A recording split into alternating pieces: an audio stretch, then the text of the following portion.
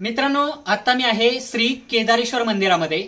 इथे माझ्या डाव्या बाजूला भगवान शंकरांचं हे प्राचीन असं मंदिर आहे. खरं तर मंदिरात शिवलिंग आहे. इतकं मोठं शिवलिंग आहे की 10 माणसांना एकत्रितपणे ते उचलता येणार नाही. इतकं मोठं शिवलिंग या मंदिरामध्ये आहे. आणि एक आख्यायिका अशी सांगितली जाते की छत्रपती शिवाजी महाराज याच ठिकाणी भवानी मातेचं मंदिर बांधणार होते. आणि ज्या वेळेला या बांधकामाला सुरुवात झाली होती आणि खोदकाम करताना शिवलिंग या ठिकाणी सापडलं आणि मग महाराजांनी या ठिकाणी तेच शिवलिंग प्रस्थापित केलं आणि भगवान शंकरांचं हे केदारेश्वर मंदिर या ठिकाणी उभं राहिलं. तर याच मंदिराच्या बरोबर उजव्या बाजूला ही जर जागा तुम्ही पाहाल तर तुमच्या लक्षात येईल, पूर्वीच्या काळी छत्रपतींचे या ठिकाणी महाल किंवा बैठक व्यवस्थेसाठी ही जागा होती.